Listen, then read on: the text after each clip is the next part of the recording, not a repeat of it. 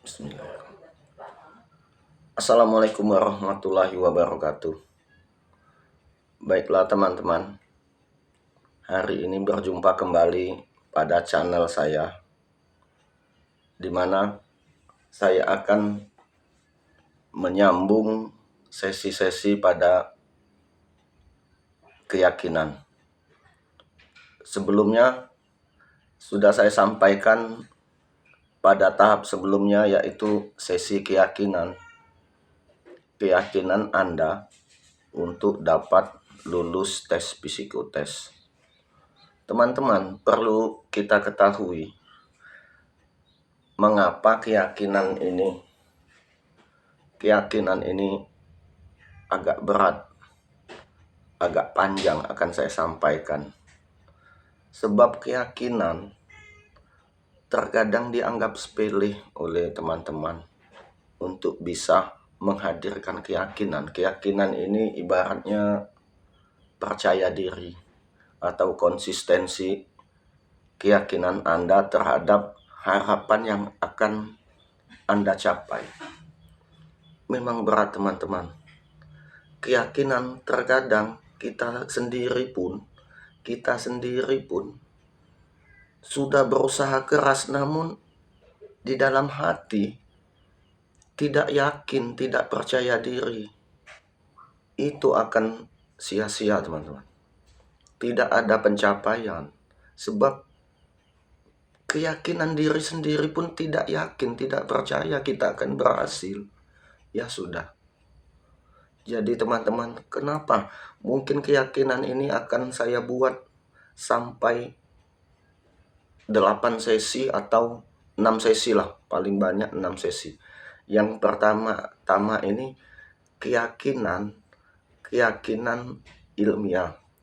Mungkin keyakinan ilmiah ini saya akan berikan contoh-contoh. Begini teman-teman, kita contohkan sedikit. Di awal sudah saya kasih contohkan itu makhluk hewan. Hewan dengan keyakinan sendiri. Hewan pun punya keyakinan. Hewan, seekor burung punya keyakinan dia akan diberi rezeki. Dia akan mendapatkan makanan begitu terbang dari sangkar. Ini untuk hewan. Hewan saja punya keyakinan. Kenapa kita manusia normal yang sudah diberi kesempurnaan tidak yakin dengan tindakan diri sendiri? Kita harus yakin dengan tindakan diri sendiri. Apabila Anda mengabaikan keyakinan, tidak percaya diri, ini akan sia-sia.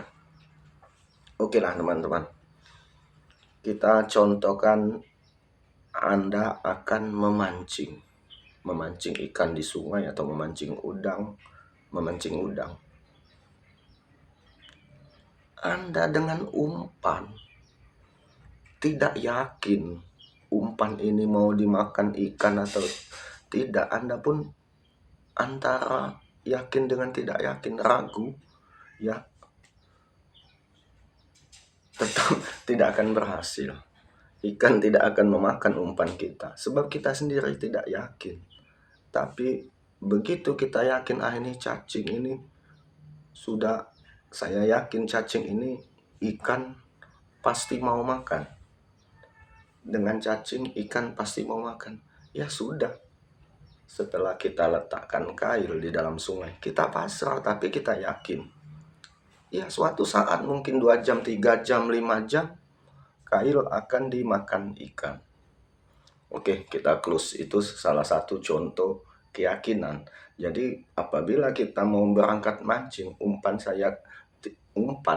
dengan umpan kita tidak yakin, mana mungkin kita akan memperoleh ikan. Jadi keyakinan ini hal yang sangat mendasar. Dasar-dasar kita untuk menuju keberhasilan, kelulusan kita, untuk menggapai harapan pekerjaan yang akan kita harapkan. Keyakinan inilah yang akan kita tanamkan.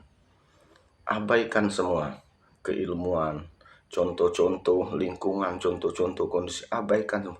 Tanamkan dulu, ingat ini dasar pondasi tindakan yang akan Anda kerjakan itu keyakinan. Oke, baik. Di sesi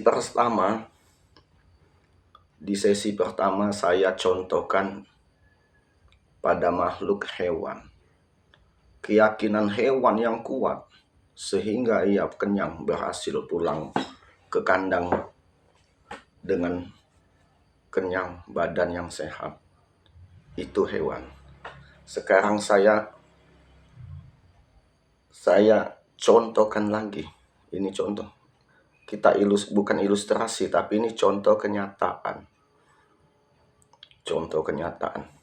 Saya pernah baca di dalam kitab. Dengar baik-baik. Ini sudah saya pelajari, sudah saya riset, sudah saya teliti. Saya pernah baca di dalam kitab suatu kisah nyata ini teman-teman. Kisah nyata.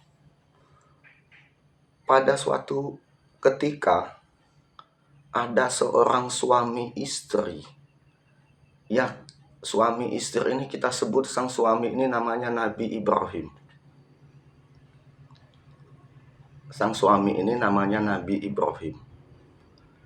Nabi Ibrahim ini mendapat perintah wahyu, mungkin perintah yang diturunkan kepada Nabi Ibrahim ini, wahyu dari Allah. Ya, prosesnya gimana dia dapat perintah, yang pasti si Nabi Ibrahim ini diperintahkan bahwa dia harus mengajak istrinya ke suatu tempat yang sunyi sepi. Diperintahkan untuk mengajak anak istrinya untuk tinggal di suatu tempat, di tempat yang maha dahsyat, padang pasir yang luas, tidak ada tumbuhan, tidak ada kehidupan sama sekali. Namun ini tadi keyakinan Nabi Ibrahim kepada Allah. Dia punya Allah. Dia turutin dulu perintah ini. Dia bodoh amat dengan keselamatan anak istrinya, dengan jiwa dia. Dia diperintah untuk tinggal di suatu tempat, yaitu padang pasir yang maha luas, tidak ada kehidupan sama sekali. Bahkan air pun tidak ada, apalagi makanan. Ini kisah nyata, teman-teman. Oke lah, singkat cerita, dengan keyakinan Nabi Ibrahim bahwa ini memang perintah, dia punya Allah, keyakinan dia punya Allah. Ya, masa bodoh mau selamat atau enggak selamat, diajaknya saja istri.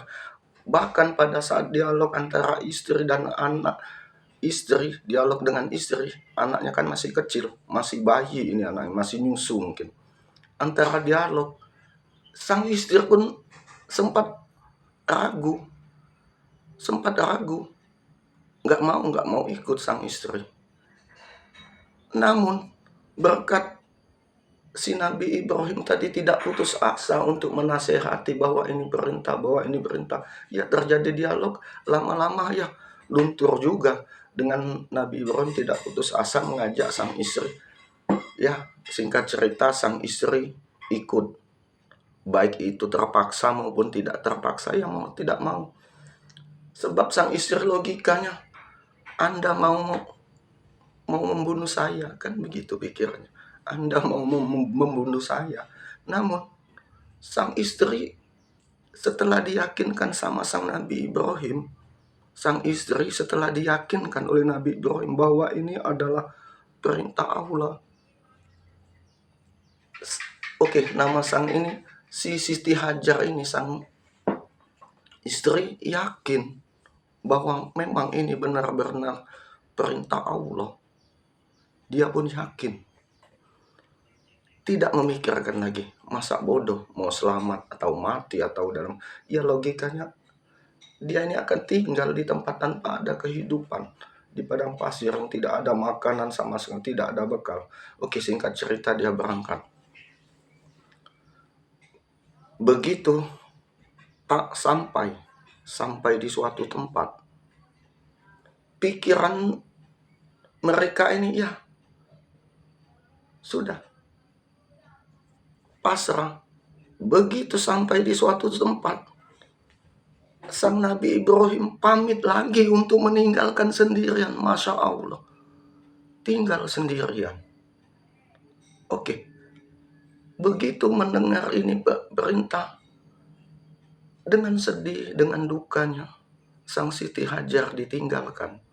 Sang Siti Hajar ditinggalkan oleh Nabi Ibrahim. Entah Nabi Ibrahim mau pamit, mau kemana, yang pasti ini perintah Allah. Ditinggal begitu saja. Anda bayangkan kondisi padang pasir saat itu, makanan tidak ada. Oke, singkat cerita, tinggallah berdua antara Siti Hajar dengan anaknya si bayi. Sang si bayi terus menangis.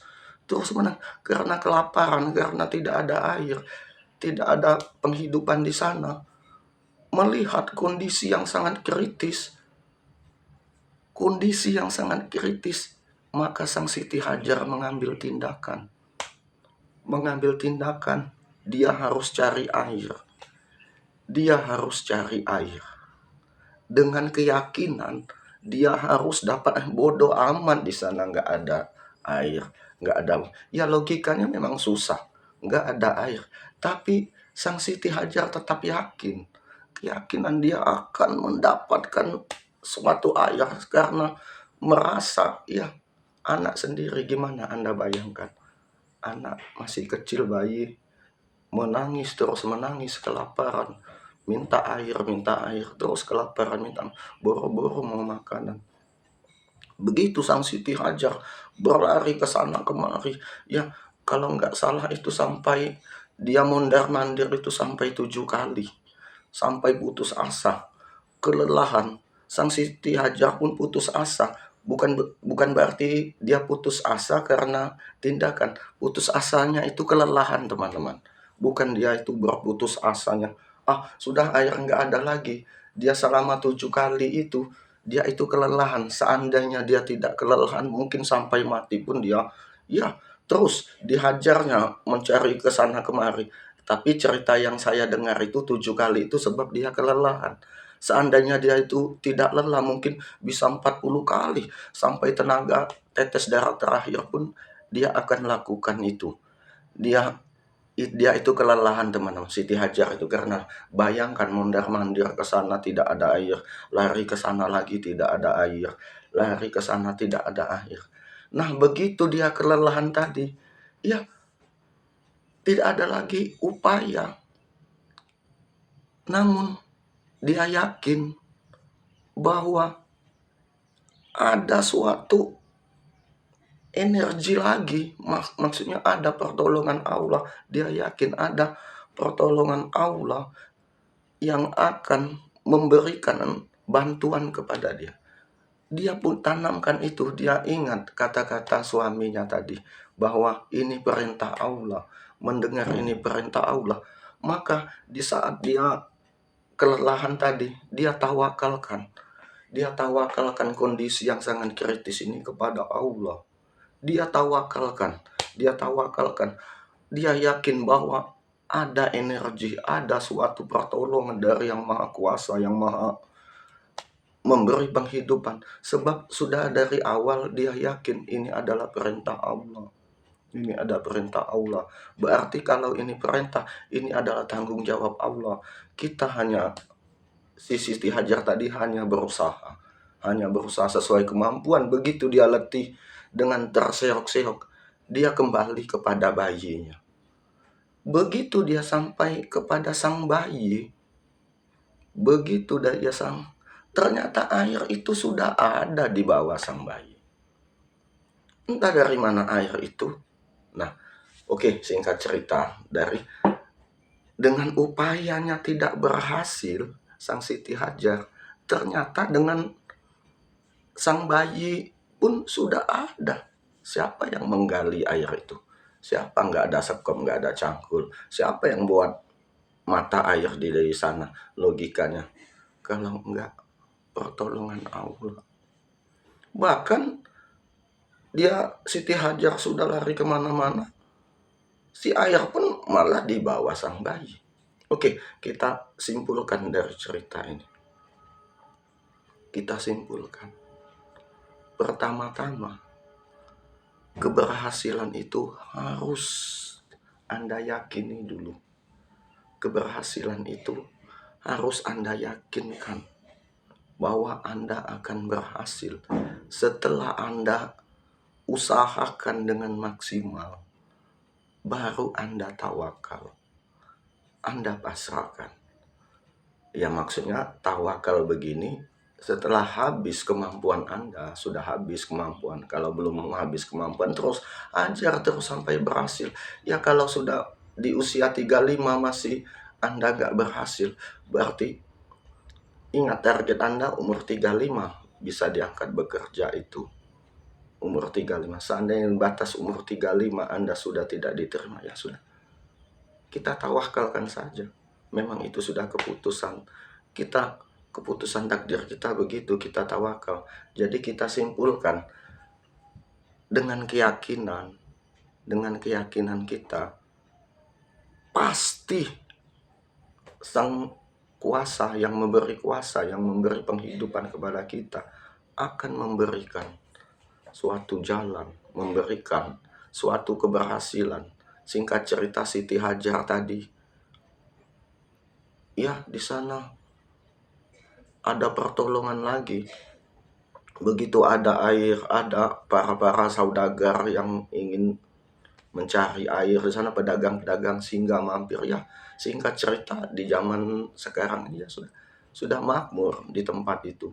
Jadi tempat suatu ibu kota atau kota besar yang sangat besar sampai sekarang ini. Ya, di sanalah suatu kisah. Nah, kita ambil kisah itu. Kenapa kita tidak yakin dengan usaha kita? Kenapa kita tidak yakin? Namun keyakinan kita, ingat teman-teman, hanya dikasih tempo 35 tahun. Lewat 35 tahun, sudah kita tawakal saja, berarti bukan bagian kita. Lewat umur 35 tahun, harapan dan pencapaian cita-cita kita tidak tercapai, sudah kita tawakal. Kita banting setir, ganti lagi. Itulah penyampaian ilustrasi yang saya sampaikan. Kenapa keyakinan ini penting, teman-teman? Keyakinan adalah pondasi.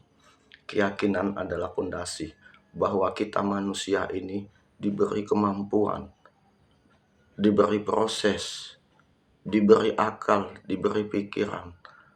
Tinggal Allah yang akan menentukan keberhasilan. Allah yang akan menentukan. Kita yakin kita ini milik Allah. Oke lah, terima kasih banyak. Itulah yang saya dapat sampaikan. Keyakinan, nanti akan ada sambungan berikutnya pada sesi keyakinan yang ketiga. Simak baik-baik teman-teman. Simak baik-baik. Ikuti terus apa yang saya tayangkan. Silakan ambil bagian-bagian yang terpenting bagi Anda, atau yang Anda tidak percaya, silakan Anda tinggalkan. Oke, wassalamualaikum warahmatullahi wabarakatuh.